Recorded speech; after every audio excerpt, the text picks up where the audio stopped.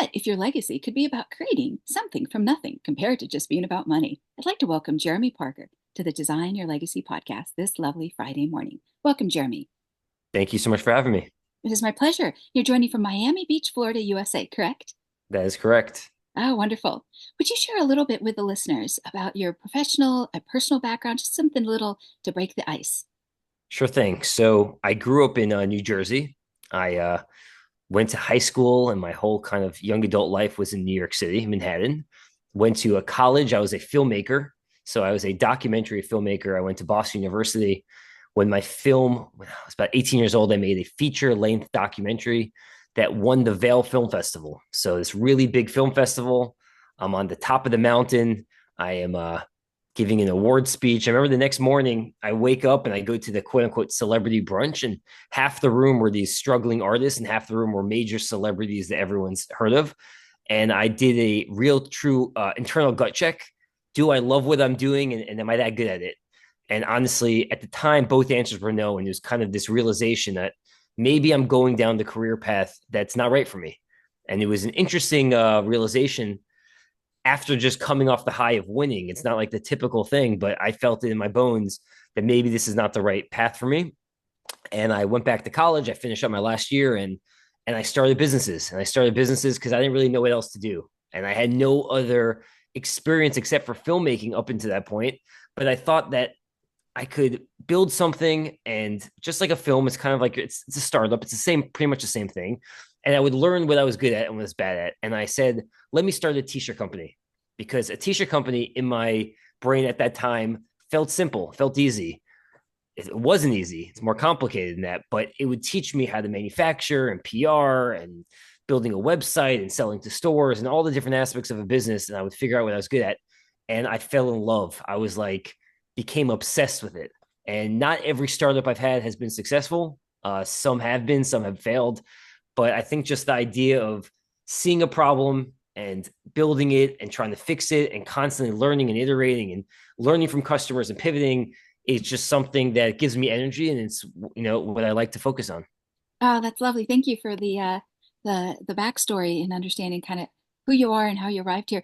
So in my due diligence, I came across Mm-hmm. a story you also shared about your dad. He was also an Mm-hmm. entrepreneur, and I think he was Yep. at the airport and he had to turn a no into a yes. And Mm-hmm. so I was curious, is that where you learned your chutzpah? Yeah, I probably my dad and my brother. Yeah, that story was that we were at like actually a hotel, and my dad wanted an upgrade. Um, and they kept saying no and no and no, it's not possible. My dad wanted to upgrade. And I remember I was young, very young. I don't remember exact age, but my dad looked at me and he said, do you hear that man say no? He really means yes. He just doesn't know it yet. And ultimately, he was able to work it and make it happen. And honestly, from that moment, very early on, I realized that anything is possible. Like you could, every no is turning to yes. And even with swag.com, and we could get that into a second, there was so many no's, so many customers that said no, and I didn't take it like a defeated.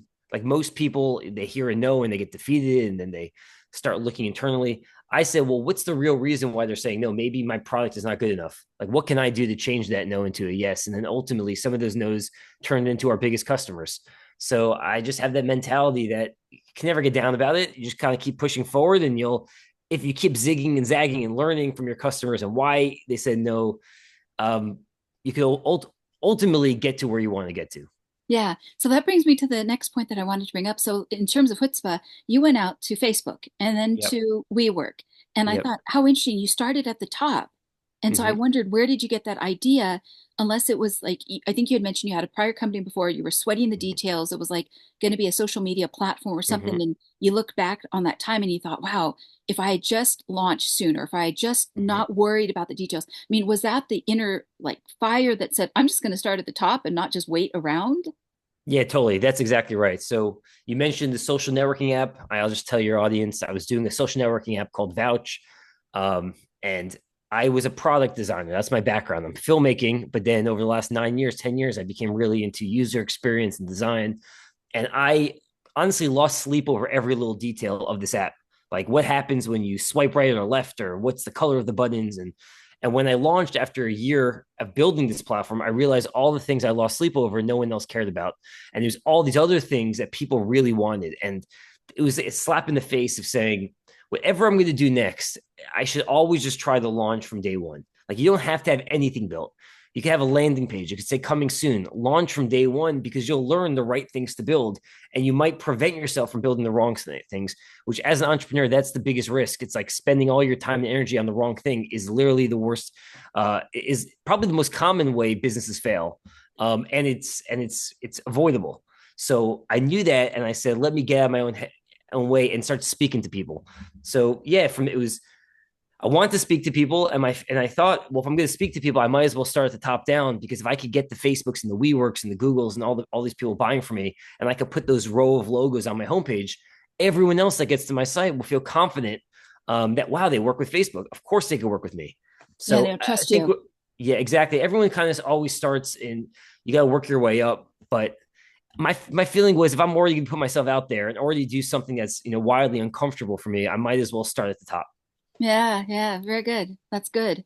I think the backstory is a good reference point for any aspiring entrepreneur that's listening. And about 80% of the listening audience are male under age 40. So I think that when they've got ideas and they're thinking about how do I have this come to fruition, to know that somebody had the guts, the chutzpah to start at the top and think to themselves, yeah, I can show up to their boardroom meetings. I can go to their office manager, compare to their marketing team, and have a strategy that's going to work and not Mm-hmm. just fizzle out given today's competitive landscape.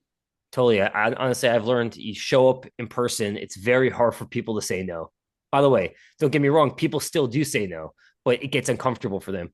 So if you're literally at the doorstep and you're talking to them, they're going to give you 5 minutes. They might not buy from you, but they're going to give you enough information that you could leave that meeting being like, we learned a lot that day.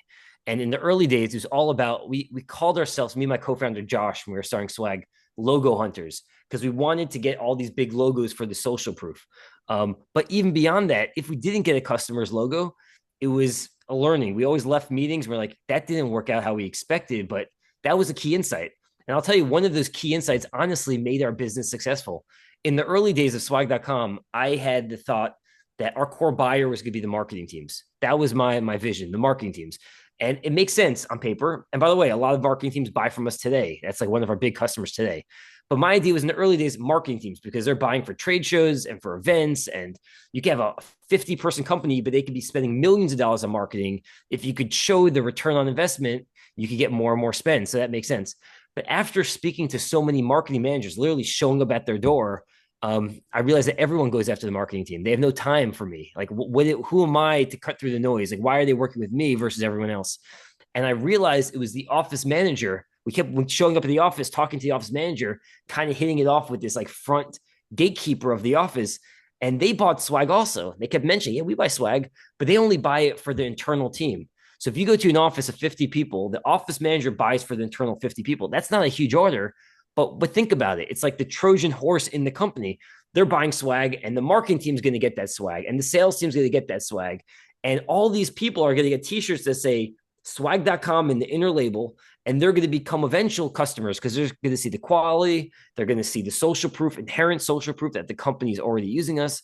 And it really worked. We kind of figured out a way to get in through the side entrance. And it wasn't like I had this vision of this is how it's supposed to be done. In the early days, I had to have these conversations and learn, and kind of that was like an aha moment, like month 3. Wow, we should really change our story and our pitch, and we should build the right platform for the office manager because they're kind of like the unsung heroes of the company. Yeah. So before we get to the legacy bit of the Design Your Legacy podcast, I Mm-hmm. wanted to circle back regarding the fact that you built up your company to $30 million or more. And I Yeah. wondered, what was it that you enjoyed the most? Like, for instance, was it the innovation bit? Because I know that you had talked to some bespoke brands that were like, yeah, we're never going to do swag. And you're like, well, how about a Mm-hmm. limited time offer? We'll create a Mm-hmm. window, we'll create the Mm-hmm. demand. And then they came Mm-hmm. on board. So was Mm-hmm. that like, if you think about logo hunting, was that something that you enjoyed? Like, what was the thing you enjoyed the most? Because not everyone's going to say, oh, I'm going to build a company to 30 plus million dollars. Mm-hmm. Yeah, it's a good question. Yeah, I mean, we grew so fast. We went from zero to over $30 million in a 6-year period, like $30 million a year.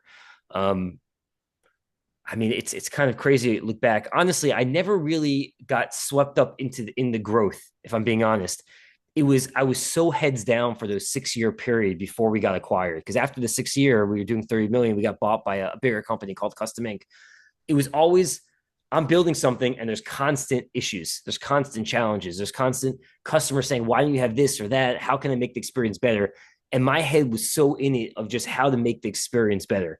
So we went from 350,000 the first year to 1 million to 3 million to 7 million to 15 to 30. Um, I don't know if I expected to grow over 100% every single year because that's what happened. But I expected the site to get better and better and better because I was so in it. Like a lot of times, entrepreneurs think they have the right answer and they think they're going to build the right solution, and they often make mistakes. And when they make mistakes, that really sets the company back. It many times costs the company the potential for success. I have a very focused plan. I build 80% of the things that I build. I know for a fact it's going to work because it's coming directly from our customers, and not just one customer, it's many customers saying the same thing. So I know if I build this feature, it's going to work. And about 20% of our things that we build are completely, throwing it against the wall and seeing what sticks. And some of those things really work out and some of those things really do not work out. But I like that ratio of any 80 to 20%, because I think companies could survive that. Any worse than like 50-50, like building 50% of good things and 50% of bad things, I think put the company at a real place of danger. Um, so yeah, I don't know. I think what I really loved about it, I love solving problems. I think it even gets me to my legacy. It's like a sport. It's like a puzzle. Honestly, building a business is really, it's exciting for me. I mean, for me, it's not, it really is not about the money. And I was saying to you even before this call, it's being an entrepreneur. If you're successful, you make millions of dollars, and that's great. But for me, I wasn't in it for the money. I wasn't working so hard because of the ultimate payout that I thought would happen 6, 7 years later after starting. Um, I was doing it because I love what I was doing and I love solving a problem. And I felt like there was a real true need for the product I was building to make it easy for people to buy swag, warehouse swag, do individual distribution. Um, and that's the reason.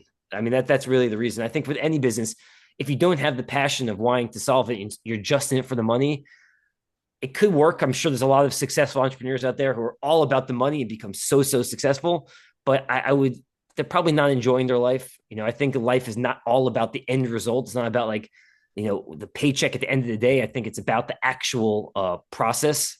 I think that's if you're going to be spending 10 years building a business and you're only really happy at the 10th year when you get the payout, well, what do you just spend the 9.5, 10 years building the thing for? I mean, that's not a true life. So I want to make sure that whenever I'm building, that's the real reward. And if I ultimately get another reward at the end, even better. Yeah, bravo. Very well said. Thank you. So you're driven and you're not going to sit still. So what's No. next? Yeah, so I'm still at the company, at the parent company. We got acquired November of 21. Um, the plan is I'm supposed to be confidentially. I don't know when this podcast comes out, but I'm supposed to be leaving at the end of this year. It's our third year mark. I About 2 years into it, so a year ago in January, I reached out to my boss because I was the CEO of swag.com for 2 years post exit. And I said to the founder of Custom Ink, the parent company, that I think my skill set would actually be better starting something new underneath their umbrella. Instead of me just being the CEO of Swag, there's probably other people at my company who could do the job. It's like I took it to the level where I could take it to, and I feel like my skill set could be, way more value to the overall company if I start something new. And I pitched them this new idea. It's called Swag Space, and the idea is very simple. There's a $25 billion industry in promo. The industry is made up of 20,000 promo distributors. Swag.com is a promo distributor. It's just we happen to do a lot more revenue than most promo distributors. The average promo distributor does about 500,000 to a million of sales a year. Okay. They're mom and pops. They do everything through presentation decks and phone calls and back and forth emails. And it's very fragmented business. And they're kind of capped at what they could do because it's so much fragmentation. There's not a lot of time to make sales. Like if they really kind of split their time and they said, how much time am I focusing on selling and how much time am I focusing on, frankly, the back end, the BS of it all? It's about 20% selling, 80% the BS. And that's not a good ratio. That's not the ratio you want. You want to be more selling, 100% selling. That's the dream. Yeah, So I you're built the solving problems again. technology. Exactly. So I built this technology with swag.com that really automated and streamlined everything. And what if pitched it to my boss? We took the swag.com technology, white labeled it, and gave everyone instantaneously the best e-commerce experience to use to sell to their clients. So now Jenny Promo, a random promo distributor doing 500,000 instantaneously and for free, can have the number one best e-commerce experience that has her logo, her brand colors, her URL, no mention of swag.com, no mention of custom ink, no mention of swag space, fully white labeled. Then when the orders come in, which makes the process way more streamlined because everything streamlined, it hits our back end and we become the de facto supplier. So no more needing to wait on hold with suppliers or buy blank t-shirts here and send it here. And he loved it because it really streamlines the industry and it puts Custom Ink, the parent company, Swag Space, at the center of the industry, powering the whole industry. And we launched officially, beta launch January of this year. So very, very early, still very early.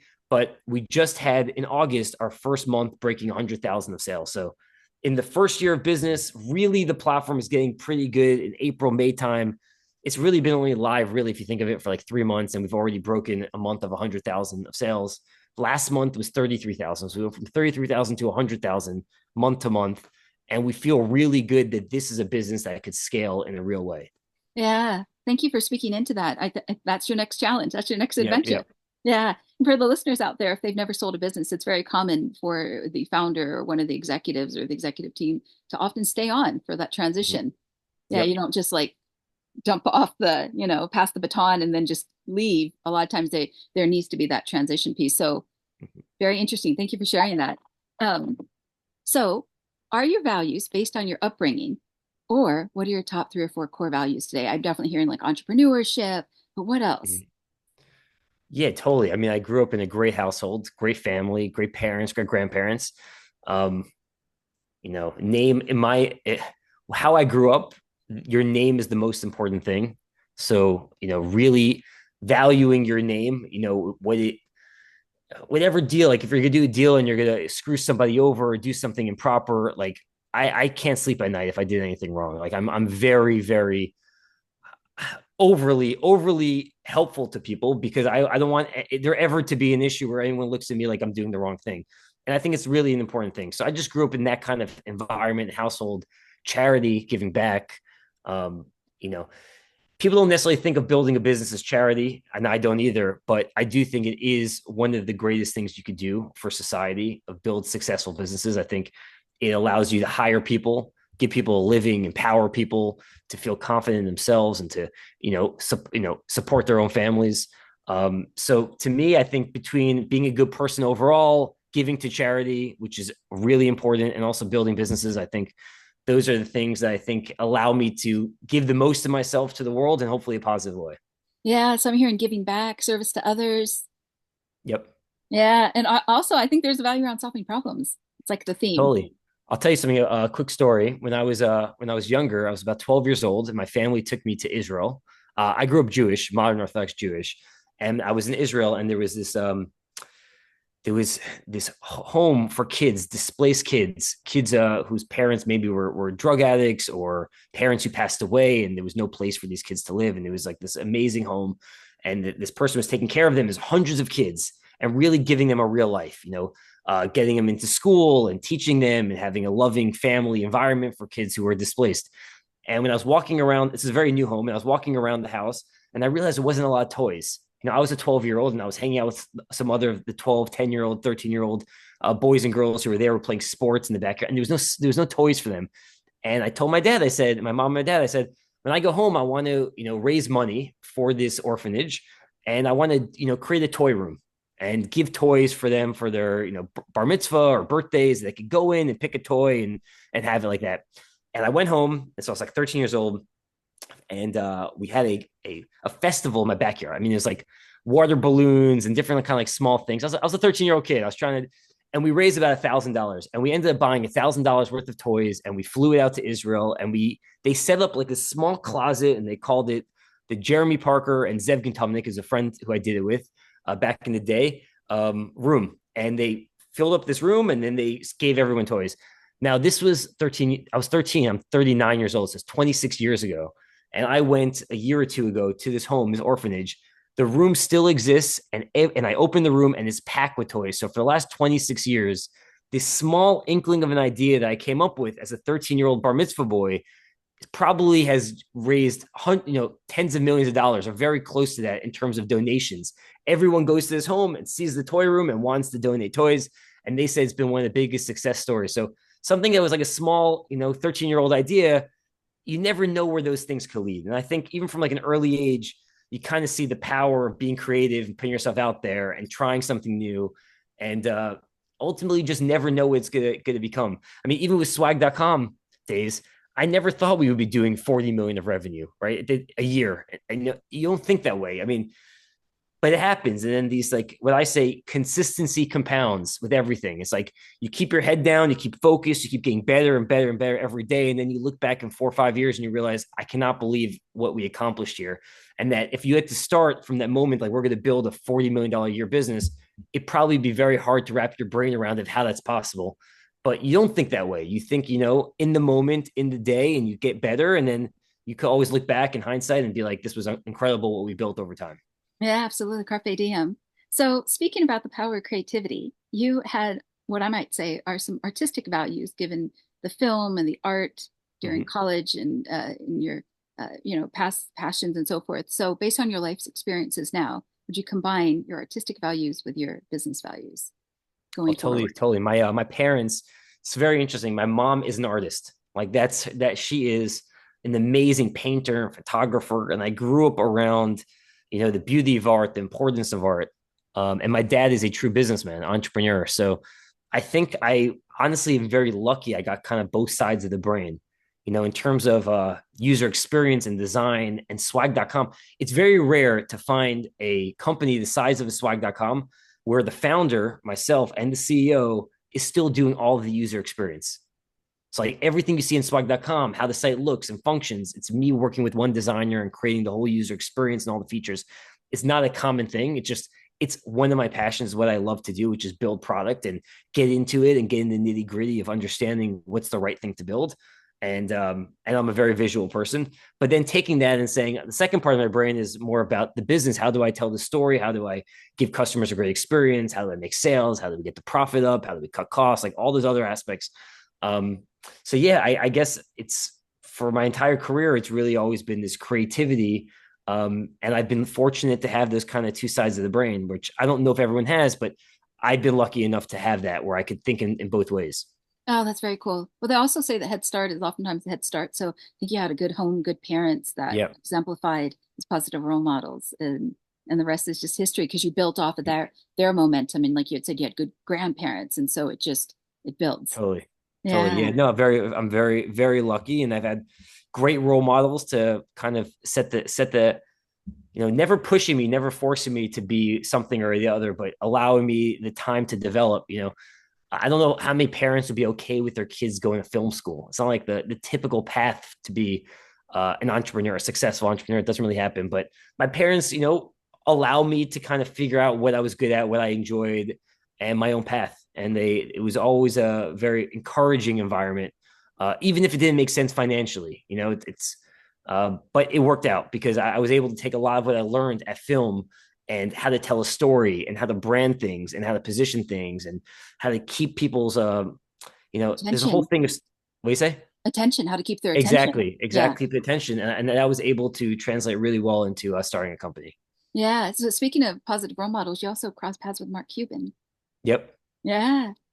Mark Cuban, interesting. Well, early days of entrepreneurship, I didn't know anything. As I said, I was very early. I was reading a lot of blogs in the industry, just to learn as much as I could. Because like in anything you want to do, for me at least, I want to really give it my all. So I was trying to learn as much as possible. And one of the main early blogs was Blog Maverick, and then in my early days, I mean, there's so many startups. Some failed, some succeeded. But one of my early failures, I would say, I was doing a t-shirt company, and I launched it in 2007, which is, take your audience back. This is like the recession. This is Bear Stearns, all these banks, Lehman Brothers going under.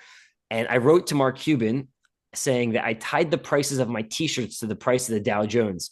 So for every 100 points the Dow drops, I want to give a discount on the t-shirt price, like a market related pricing model, if you will. And I wrote it to Mark Cuban, and he loved the story, and he thought it was, how to keep the entrepreneurial spirit alive during a downturn. And he wrote about me, and that kind of also introduced me to other people in my entrepreneurial journey. And I think you kind of, when you start something, you never know where it's going to lead you. And that's why I say to your audience of entrepreneurs, don't overthink it. Don't have to create a business plan. Have to feel passionate about the problem you're trying to solve, but don't think you know all the answers. And then just kind of jump in and learn as you go, because you never know where the real inspiration is going to come, what the right idea is going to come. Be open minded. Remove your ego, because a lot of times, myself included, have had ego in building things, and oftentimes you're wrong. I've been proven so many times what I thought was right is actually wrong. But I was okay learning that, and I was able to pivot quick enough to make it successful still. Yeah, very cool. In one sentence, what does the word legacy mean to you? Um, I just think for myself, I want to be helpful to people. I think in general, I want people to remember my name in a positive light. I mean, that's really it. It's not about being the most successful business person. It's about, for me, is about living a great life, having a great family, raising great kids, and just being a role model. Yeah. You've said once before in prior podcasts that entrepreneurship is about designing your life and your future. What would you like to design for your life's legacy in the future? Uh, there's a lot that I want to accomplish in the future, and I said before also, even if I became worth $1 billion, I would still start something again, because to me it's not about the end, it's about the process. And I want to have a full legacy of living a full life, both professionally and personally. And I want to make my business life, what I'm doing every day, really enjoyable. And that doesn't mean it's going to be easy. It's not going to be fun. It's not going to be relaxing, but enjoyable, meaning that there's problems that need to be solved. And just like, doing a puzzle or doing something challenging is rewarding. I think most good things in this life happen when things are challenging. I think just in general, like, think the feeling of accomplishment is actually one of the truest things that is beautiful in this life. And if you take the easy road, you're never going to feel that true sense of accomplishment. And to me, that's sad. So I want to really push myself. And even if I push myself to a place where it doesn't work out, at least I know I really gave my all, and I really pushed myself to try to accomplish something that was inherently challenging, which I think is my goal. Yeah. Kudos for your integrity. Thank you.